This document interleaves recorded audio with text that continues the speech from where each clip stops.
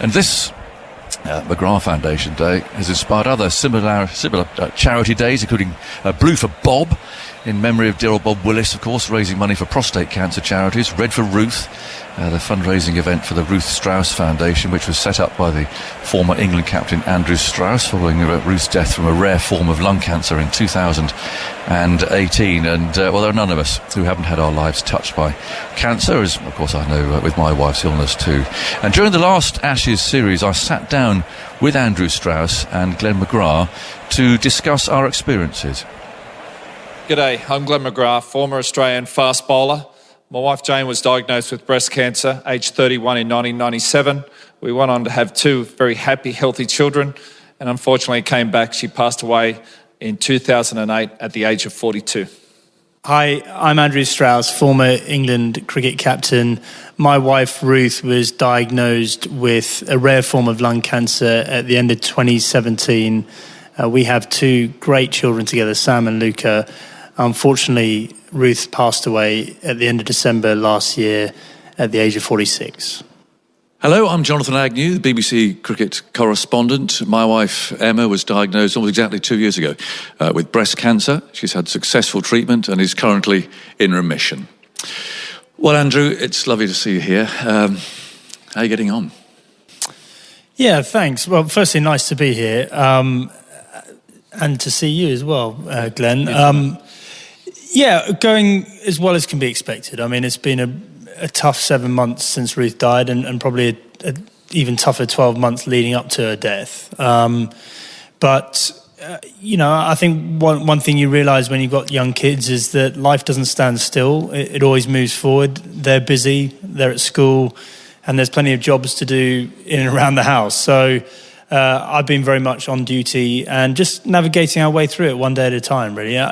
It's definitely got a bit easier, but at the same time, that sort of grief doesn't leave you, and you just have days where you remember, and that's part of the process, I suppose. Yeah.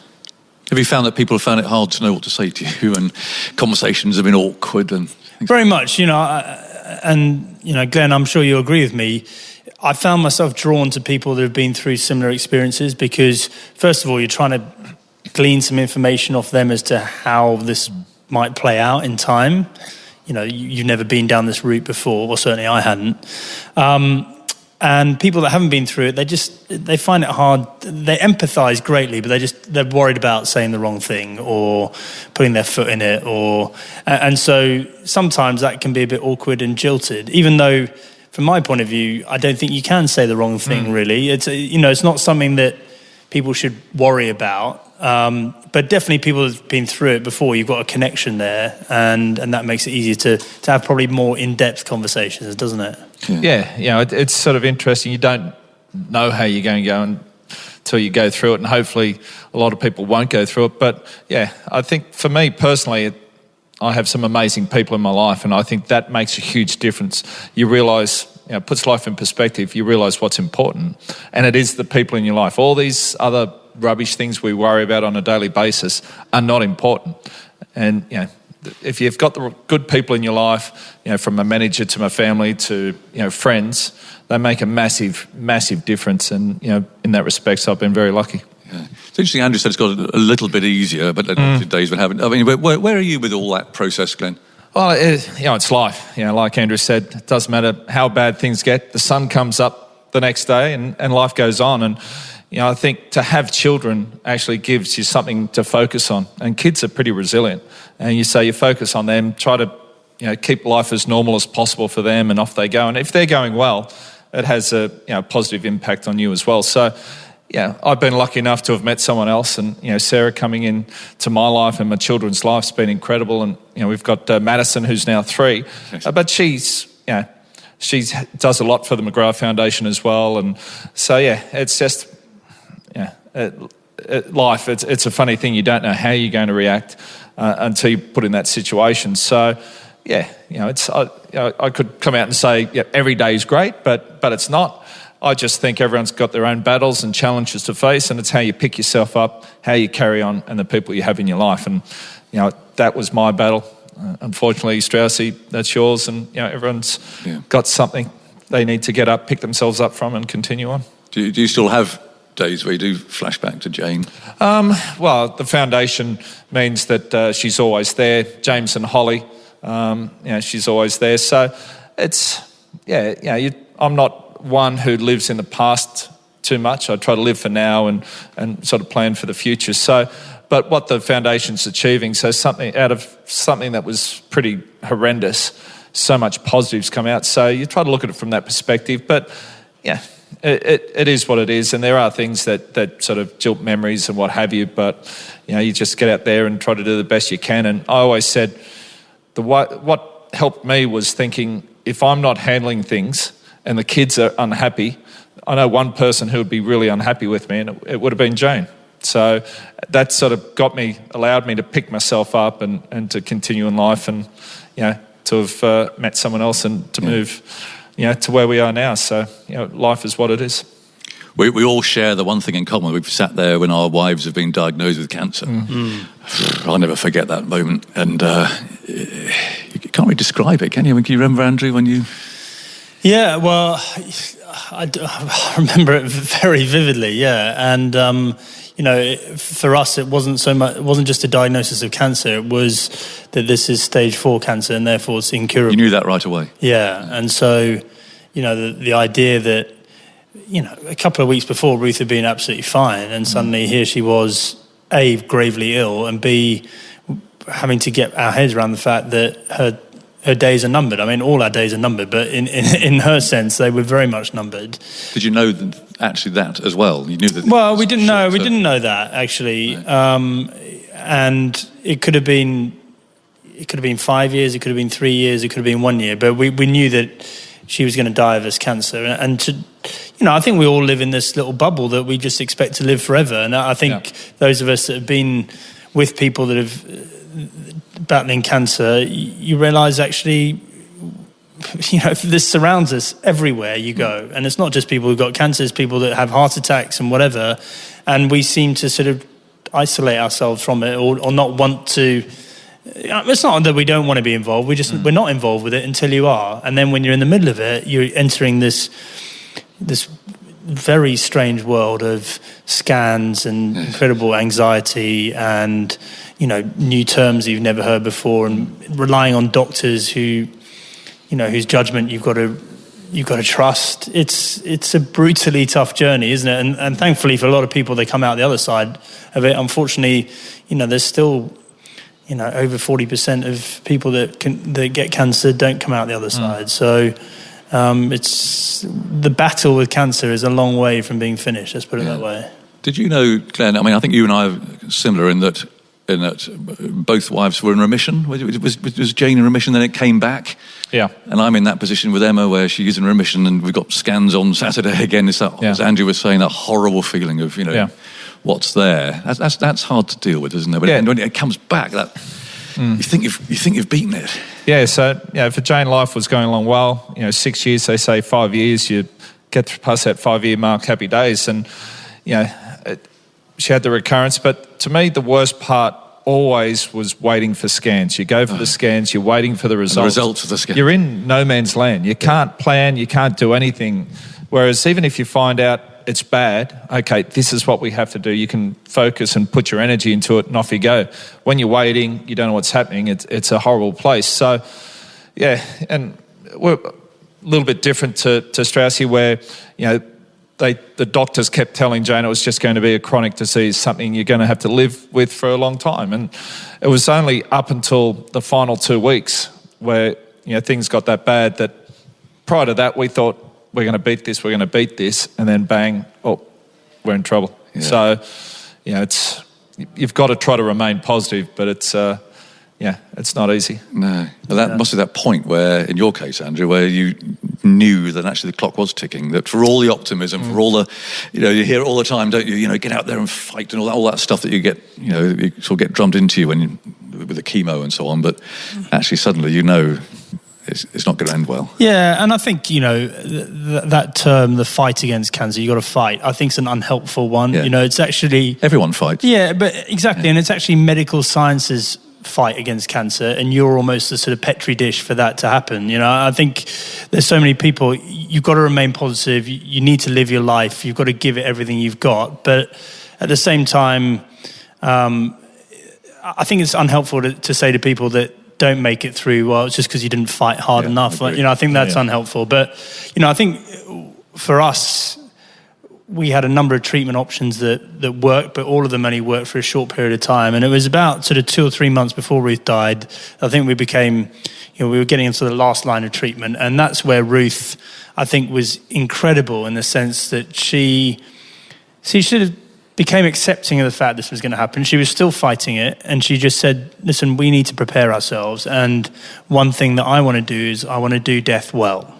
And that means I need to prepare myself for it. We need to get the kids prepared for it. We need to go and get some help ourselves, some professional help, so that we can then enjoy the rest of the time we have together, knowing that we've done everything we can to prepare ourselves for what's to come our way. And that's an unusual attitude, I think. Yeah, amazing, isn't it? And you just want to shut all those thoughts away, don't exactly. you? And it was confronting for me, and even more so for her. But it took great courage and bravery for her to go there, and I think we're far better off as a result of her having that courage and bravery to do that. Hence why you've focused on bereavement counselling and preparation for the trust. Yeah, foundation. well, I think what Ruth and I were both most petrified about was the effect this was going to have on the kids. The kids are your everything, aren't they? And the thought that you have these thoughts at the back of your mind that they're going to just not going to be able to deal with it, and they wouldn't be able to do school, and you'd see all these behavioural changes, and so for us in particular, going to our counsellor Jenny Thomas, who was a child grief and loss counsellor, and just explain the situation, and for her to actually say to us, listen, there's certain things you want to do, you don't want to lock them away from this. They need to be involved in it. They need to understand what's going on. You need to be open. You need to be not afraid to cry in front of them and explain how you're feeling, and that gives them permission to say how they're feeling. If you just do those things, there's nothing preventing them having a really rich and full and happy life. They're going to miss their mum terribly. That's a given, but this won't be the end of them. It's going to change their life, but that doesn't mean they can't have a great life. And for Ruth to hear that was just like the weight of the world came off her shoulders. And for me also, who, getting my head around the idea of having to look after them going forward, it was a huge source of comfort for me as well. Yeah. How did you do it with the kids? How did you tell them? Well, I mean, that was by far the hardest thing to do. I still remember it like yesterday, taking the boys to one side and saying, listen, just come back from the hospital, and the doctors have said we're going to have to say goodbye to mum soon. And, that's something you never want to have to do with your kids. And is that what you've been advised to say? How have you been told to say it? I think I had some advice, but ultimately, as a parent, you've got to just tell the kids what's going to happen, and then try and provide the right sort of support for them and allow them to go through. And where we were very fortunate is that Ruth was still very much herself right to the end. She wasn't actually that unwell, which seems odd to say, but she could speak, and she was recognisable as herself, which made it a bit easier for the kids, because their memories of their mum are her being well and not really sick, which I think helps. Tough question, but I'll ask it anyway.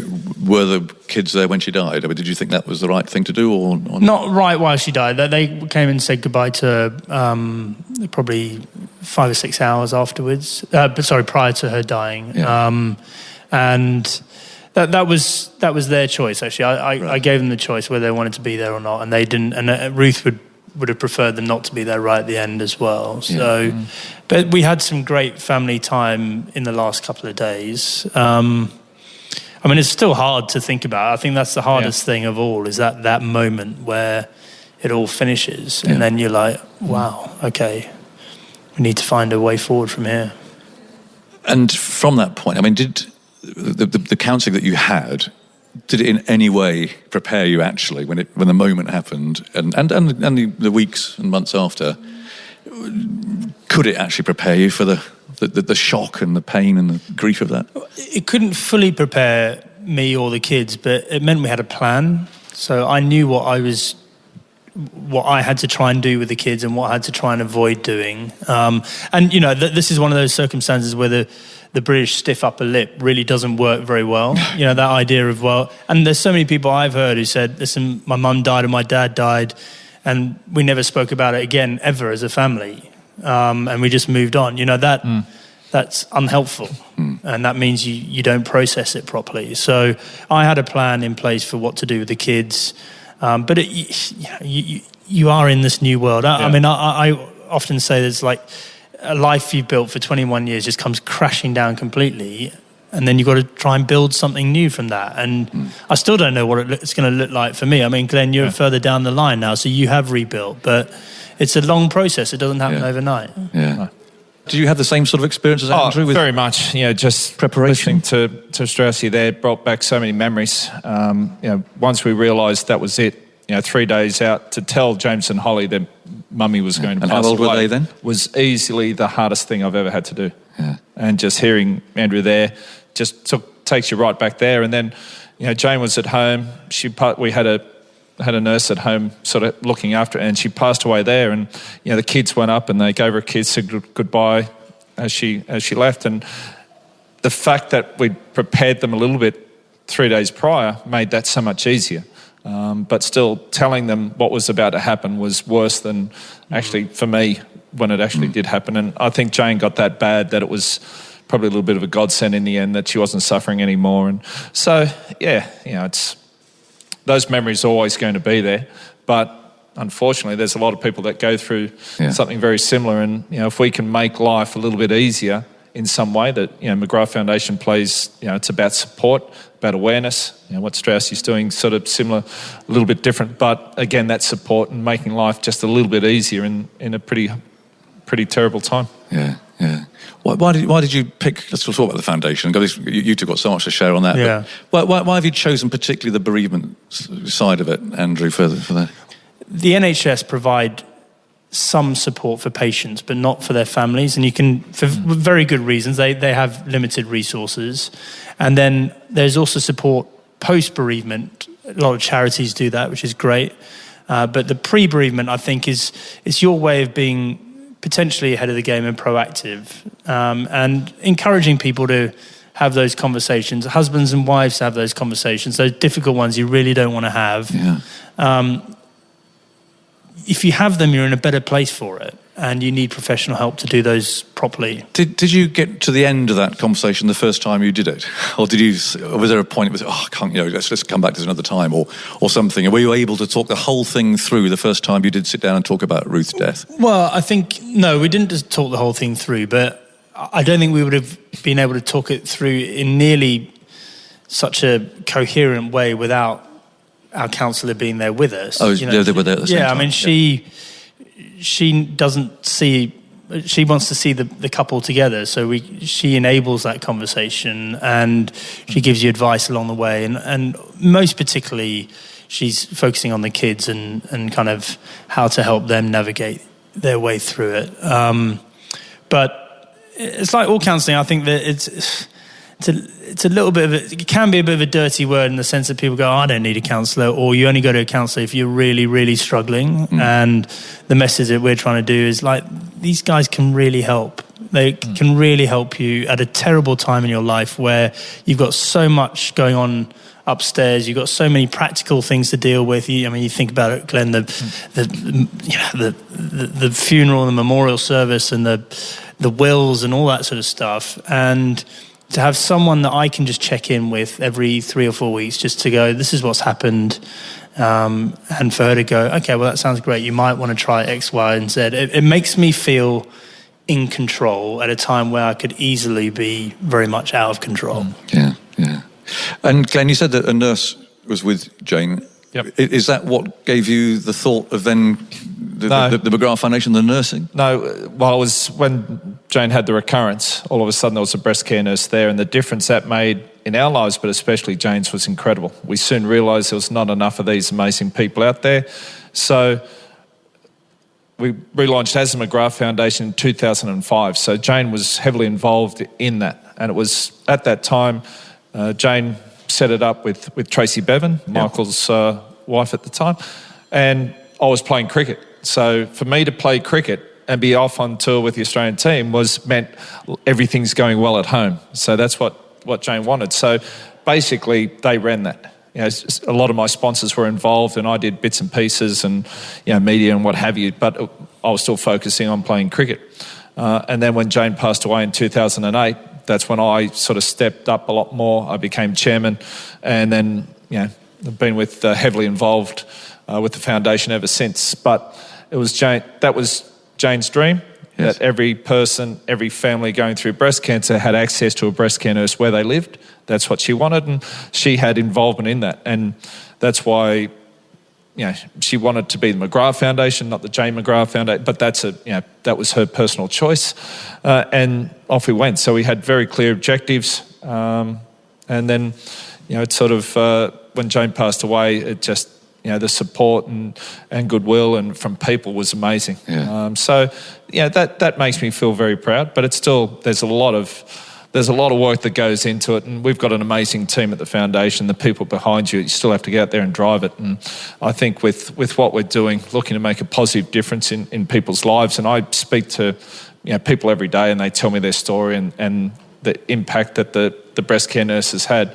And I think that's what it's all about. But the problem there is everybody knows someone close to them, either a friend or a family member that's been through breast cancer or some form of cancer. So it's very relatable by looking to provide support and hopefully improve the quality of life. It's not about quantity, it's about quality of life. And that's what they do. And I remember Jane was explaining in the simplest form what a breast care nurse allowed her to do. When she was first diagnosed, there was no nurse, there was nothing available. So she'd come home, have all these things going on in her head and jump on the internet. And there's so much information, so much misinformation. She'd get off feeling worse and she was a mess. But having a breast care nurse there or having that support, she could ask 1,000 questions. What's coming out next? Why am I feeling like this? And the nurse had all the answers. Allowed her to come home and be a wife, a mother, and a friend. And that was the most important thing. And that's the simplest view. It allowed her to be her. And if that's what a nurse can do to all these families, and having a supporting role can allow these people to go home and be themselves, that's an amazing gift that you can give someone. Yeah. We had a deal, no internet. Yeah. Good luck. Did you go on there? Easier said than done. Yeah. Did you resort to Ruth resort to looking stuff up? I did go on the internet occasionally, but I tended to, it's such an unhealthy thing, isn't it? Because there's just so much stuff out there, and it's not relevant to you. Every cancer is different, but that's where you rely on that team, that medical team looking after you, and the consultant is obviously, they're there to give you the right treatments, but the nurse is there to help you navigate your way through it and answer the questions you may have once you've digested everything. And it's the same thing. It's having a support network, people that you trust that have been through this before, who can just help you through it and make it easier for you. Listen to Glenn and the amazing success of the McGrath Foundation. Yeah, well, I played in one of the McGrath Foundation days at Sydney, and I was blown away. And I'll tell you what, I was blown away firstly by how willing everyone was to be a part of it. Not the players are very willing, but just everyone who turned up were determined to make this a great spectacle. And then to understand how much actually, both awareness and money comes out of it, which actually then makes a difference to people's lives. I think that's you guys have paved the way. It makes it easier for those of us that follow in that sense. Had you talked about the possibility of a McGrath Day at a test match? Did you ever have that conversation on? No, we didn't get that far, actually. Yeah, and I think Ruth would have gone, "No, don't do that, please." It's not about me and not everything. And this isn't about her, actually. This is about her experience and using it as a way to make something positive come out of the situation. Yeah. How did you Yeah, find it. because it was about 7 months after Jane passed away was that first pink test, and we didn't know what to expect. And it was funny, we'd gone in and spoken at Channel 9. We had a few ideas of what we thought was possible, which they shot down every single one of them. They said, yeah, it's great ideas, but none of this is going to happen.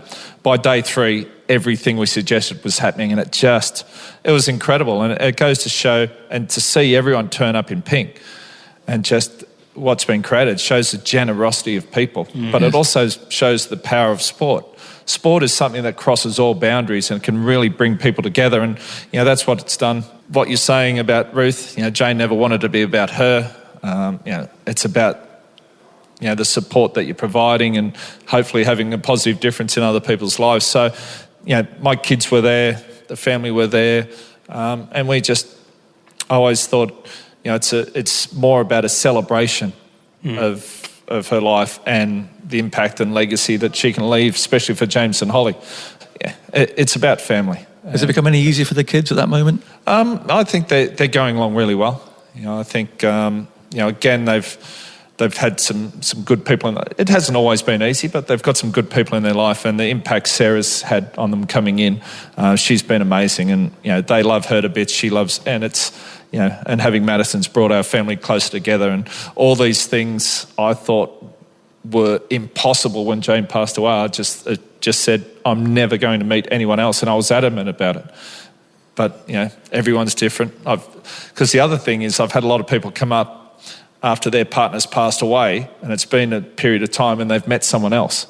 And the thing is about when's the right time, and I tell them there is no right time. It's up to the individual, and who knows what's going to happen. But yeah, that what's been created there with the Sydney Test, it just gets bigger and better every year.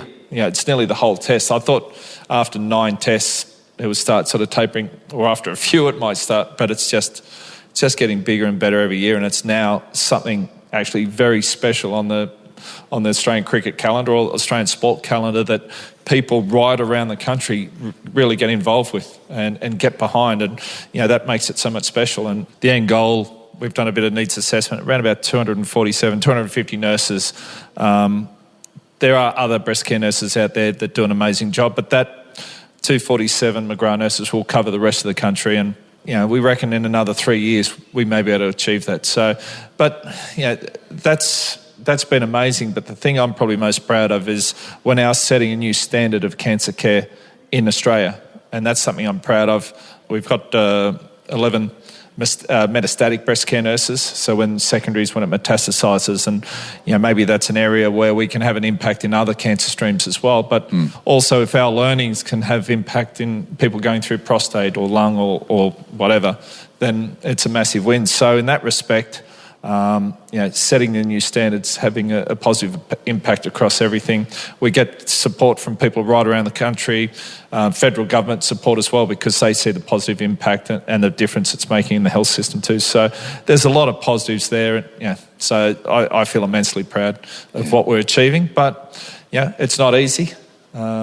But and the way I view it also, we've been very lucky in what we've done in our life. To get out there and play cricket, represent our country is something very special, and to be lucky enough to have done that, it also gives us a bit of a profile and allows us to be in a stronger position than a lot of other people to be able to give back.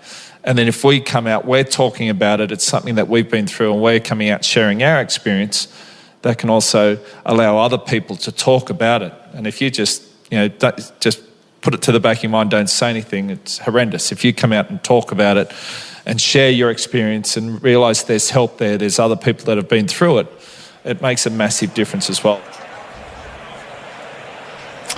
Well, one of the most emotional broadcasts I've been involved in, that's for sure. And let's say hello to, well, he's not given the name on social media, but he said, I lost my wife last January, almost a year ago. Listening to TMS last year in Sri Lanka and India was my lifeline, knowing a family was still functioning. It's amazing to hear Andrew Strauss, Glenn McGrath discussing their losses. It's tough, but fantastic listening now. And well done, those two. That was a very, very brave and tough conversation.